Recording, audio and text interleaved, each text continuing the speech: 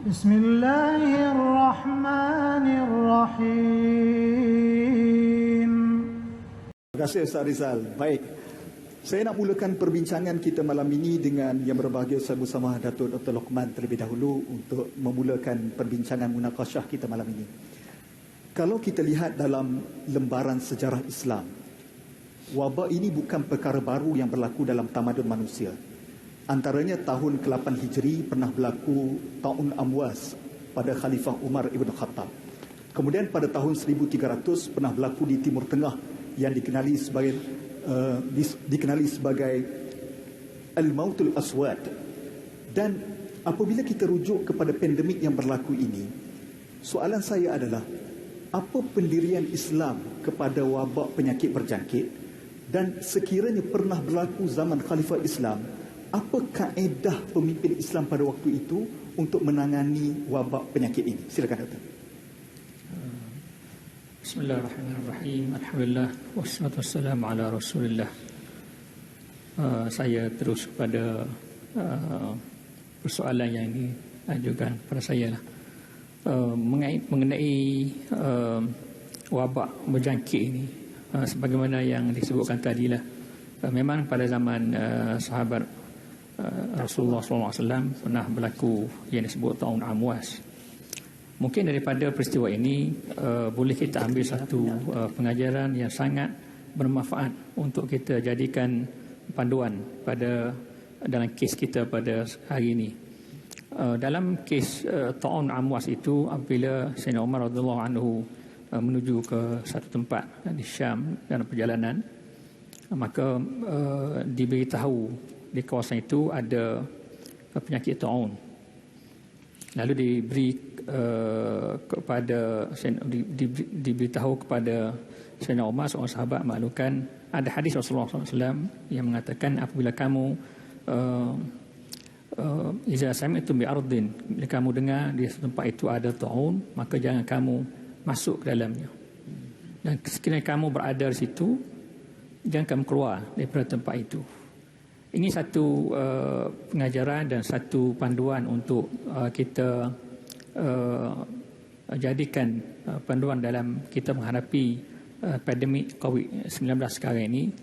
Ini mungkin kita sama dengan apa yang kita lakukan sebagai kuarantin ataupun larangan rentas sempadan, larangan rentas negeri.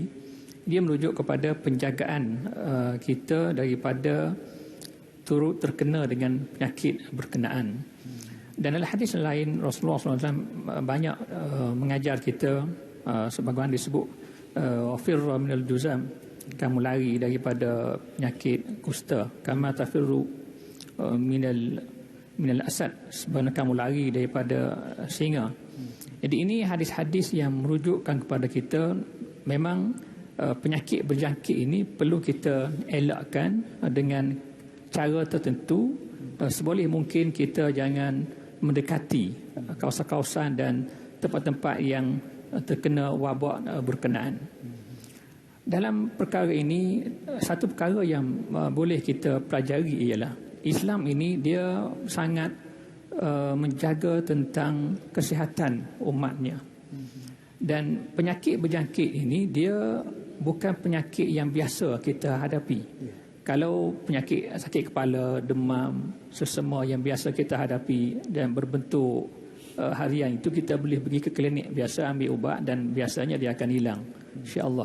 Tapi penyakit berjangkit ini dia ada unsur lain, sebab dia boleh transfer penyakit itu kepada orang lain, dan orang lain akan turut sama terkena dengan sakit berkenaan, dan dia boleh pula merebak ke tempat lain. Jadi situasi ini perlu ditangani oleh kalau Sayyidina Umar pada masa itu ditangani dengan cara yang disebutkan tadilah. Kalau zaman sekarang ini, maka kita akan hadapinya dan tangani dengan cara yang boleh membawa kepada kita pisahkan daripada kita mendekati kawasan ataupun individu yang terkena dengan penyakit berkenaan. Jadi hal begini sebenarnya inilah anjuran Islam.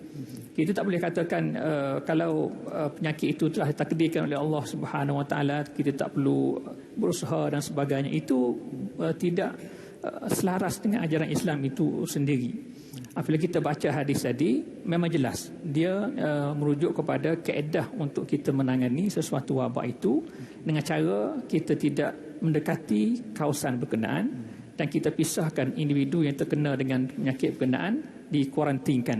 Dan inilah asas dalam penyakit berjangkit yang kita dapat pelajari daripada hadis-hadis Rasulullah SAW dan dapat kita pelajari daripada tindakan Sayyidina Umar radhiyallahu anhu tadi yang disebutkan. Baik, itu tadi ya pembukaan daripada yang berbagi bersama Datuk Dr. Luqman tadi, bagaimana memberikan kefahaman kepada kita prinsip Islam tentang penyakit berjangkit.